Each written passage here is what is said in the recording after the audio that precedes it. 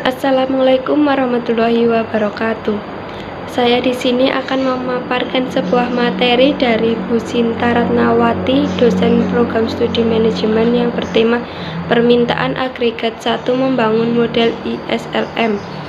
Saya Anisya Rahdiani dan saya akan ditemani oleh teman saya Agustina Hayam. Depresi besar atau Great Depression menyebabkan banyak ekonom mempertanyakan keabsahan teori ekonomi klasik. Dari bab 3-6, mereka percaya mereka perlu model baru untuk menjelaskan kemerosotan ekonomi yang dahsyat dan untuk menyarankan kebijakan pemerintah yang bisa mengurangi kesulitan ekonomi yang masyarakat alami. Pada tahun 1936, John Maynard Keynes menulis The General Theory of Employment, Interest, and Money. Di dalamnya ia mengusulkan cara baru untuk menganalisis perekonomian yang ia hadirkan sebagai alternatif dari teori klasik. Model Keynes. Model Keynes diartikan berbeda-beda oleh banyak orang. Hal ini berguna untuk memikirkan model Keynes buku teks dasar sebagai perincian dan perluasan dari teori klasik. Perputaran uang variabel dan harga kakunya mencerminkan kepercayaan Keynes bahwa kelemahan model Keynes berasal dari asumsi terlalu ketatnya tentang perputaran konstan serta upah dan harga yang sangat fleksibel. Model permintaan agregat atau AD dapat dibagikan ke dalam dua bagian, yaitu model IS dari pasar barang dan model LM dari pasar uang. Model Keynes menunjukkan apa yang menyebabkan kurva permintaan agregat bergeser dalam jangka pendek. Ketika tingkat harga tetap, pergeseran kurva permintaan agregat mengarah pada perubahan pendapatan nasional.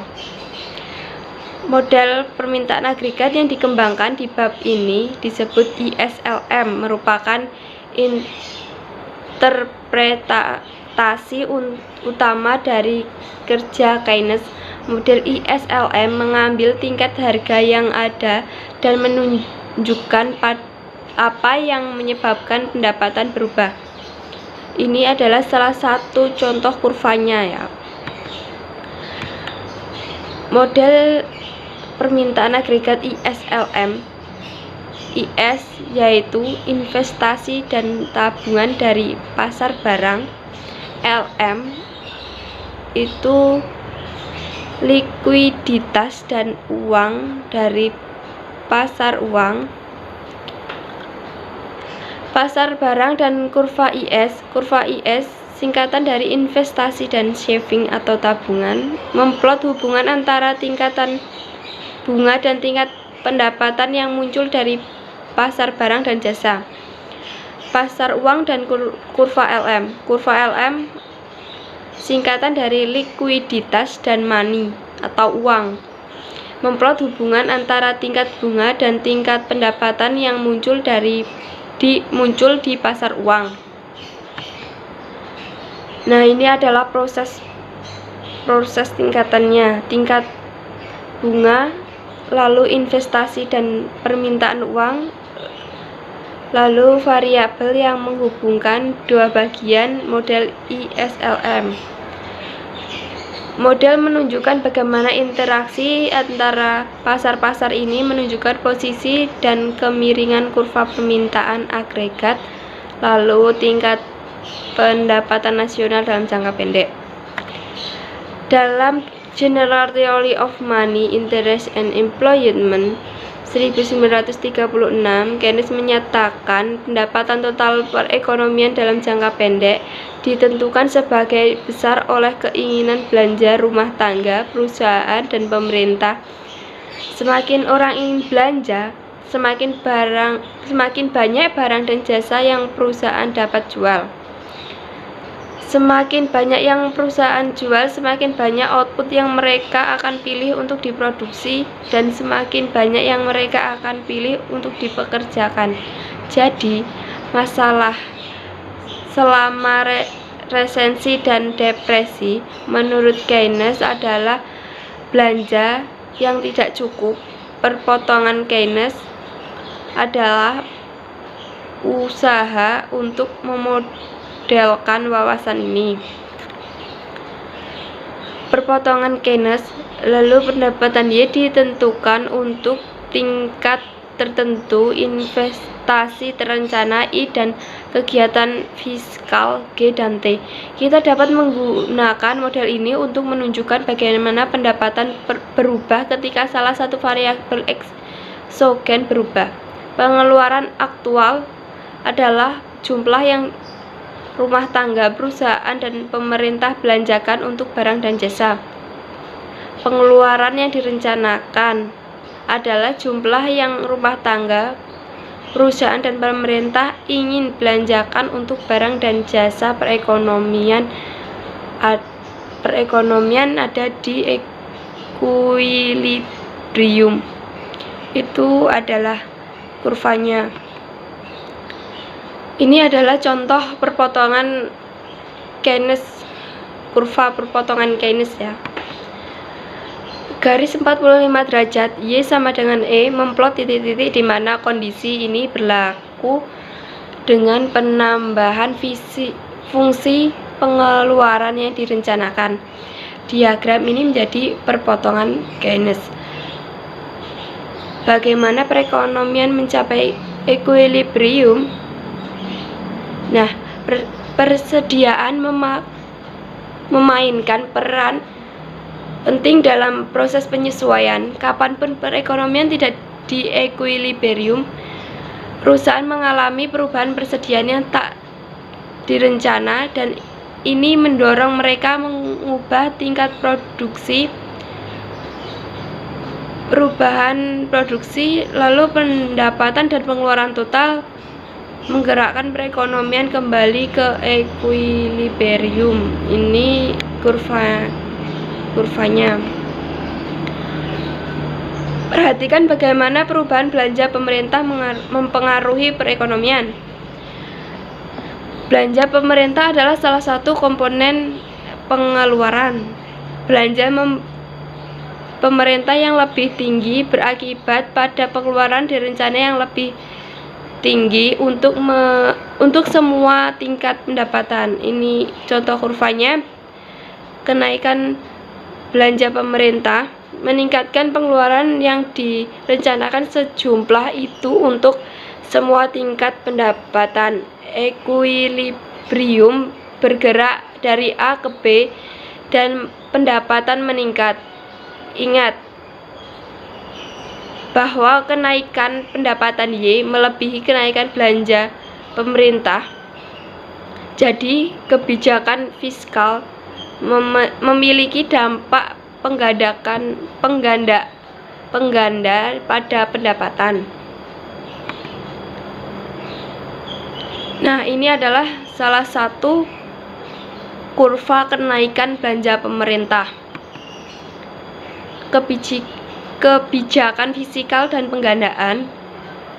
Jika belanja pemerintah naik $1, maka Anda mungkin mengira output equilibrium Y juga naik $1. Tapi tidak. Penggandaan menunjukkan perubahan permintaan output Y akan lebih besar dari perubahan awal belanja. Mengapa?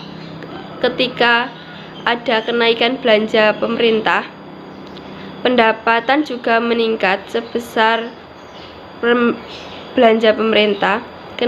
Kenaikan pendapatan akan meningkat konsumsi sebesar MPC kali pendapatan pemerintah, di mana MPC adalah kecenderungan mengkonsumsi marginal. Dan slide selanjutnya akan dilanjutkan oleh Agustina Haya. Selanjutnya saya akan melanjutkan presentasi dari teman saya. tingkat bunga, investasi, dan kurva IS. Kita tambahkan hubungan antara tingkat bunga dan investasi pada model kita. Menulis tingkat investasi yang direncanakan sebagai I sama dengan IR. Pada slide berikut, fungsi investasi digambarkan miring ke bawah menunjukkan hubungan terbalik antara investasi dan tingkat bunga. Untuk menentukan bagaimana pendapatan berubah ketika tingkat bunga berubah, kita gabungkan fungsi investasi dengan diagram perpotongan Keynes. Kurva IS meringkas hubungan antara tingkat bunga dan tingkat pendapatan ini. Pada dasarnya, kurva IS menggabungkan interaksi antara I dan Y yang ditunjukkan oleh perpotongan Keynes. Kenaikan tingkat bunga, investasi yang direncanakan menurun, menyebabkan pendapatan menurun. Oleh karena itu, kurva IS melandai ke bawah. Selanjutnya, menderivasi kurva IS. Kenaikan tingkat bunga ditunjukkan oleh grafik A, menurunkan investasi direncanakan yang menggeser pengeluaran direncanakan ke bawah yang ditunjukkan oleh grafik B, dan menurunkan pendapatan yang ditunjukkan oleh grafik C. Ringkasnya begini, kurva IS menunjukkan kombinasi tingkat bunga dan tingkat pendapatan yang konsisten dengan equilibrium pada pasar barang dan jasa. Kurva IS digambarkan untuk kebijakan fiskal tertentu. Perubahan-perubahan kebijakan fiskal yang meningkatkan permintaan barang dan jasa menggeser kurva IS ke kanan. Perubahan-perubahan kebijakan fiskal yang menurunkan permintaan barang dan jasa menggeser kurva IS ke kiri. Sekarang kita telah menderivasi bagian IS dan AD. Model AD dengan menambahkan kurva equilibrium pasar uang, kurva LM. Yang pertama, penawaran keseimbangan uang real, M per P. Yang kedua variabel ini, M dan P, dianggap eksogen. Ini menghasilkan kurva penawaran vertikal. Berikut kurvanya. Perhatikan permintaan keseimbangan uang real L. Teori provinsi likuiditas menyatakan tingkat bunga yang lebih tinggi menurunkan jumlah uang real yang diminta karena R adalah biaya oportunitas memegang uang. Penawaran dan permintaan keseimbangan uang real menentukan tingkat bunga. Pada tingkat bunga equilibrium, jumlah keseimbangan uang diminta sama dengan jumlah yang ditawarkan. Equilibrium pasar uang, LR M per P. Selanjutnya permintaan uang. Rumusnya M per P pangkat D sama dengan L R, Y. Jumlah keseimbangan uang real yang diminta berbanding terbalik tingkat bunga. Biasanya R, biaya oportunitas memegang uang. Jumlah keseimbangan uang real yang diminta berbanding lurus dengan pendapatan, yaitu transaksi yang diminta. Penurunan jumlah uang beredar. Berikut grafiknya. Karena tingkat harga tetap, penurunan jumlah uang beredar mengurangi. Penawaran keseimbangan real. Perhatikan tingkat bunga equilibrium naik. Penjelasan kurva di atas. Kenaikan pendapatan meningkatkan permintaan uang yang menaikkan tingkat bunga. Ini disebut kenaikan permintaan transaksi untuk uang. Kurva LM meringkas perubahan ini dalam equilibrium pasar uang. Menggeser kurva LM. Berikut kurvanya. Kontraksi jumlah uang beredar menaikkan tingkat bunga yang menyeimbangkan pasar uang. Mengapa? Karena tingkat bunga lebih tinggi dibutuhkan untuk meyakinkan orang memegang jumlah keseimbangan real lebih kecil. Akibat penurunan jumlah uang beredar, LM bergeser ke atas. Selanjutnya model ISLM dari AD. Berikut kurvanya. Perpotongan kurva atau persamaan IS, Y sama dengan C, Y min T plus I kali R plus G, dan kurva atau persamaan LM, M per P sama dengan L R, Y menentukan tingkat permintaan agregat. Perpotongan kurva IS dan LM mempresentasikan equilibrium simultan di pasar barang dan jasa dan pasar keseimbangan uang real.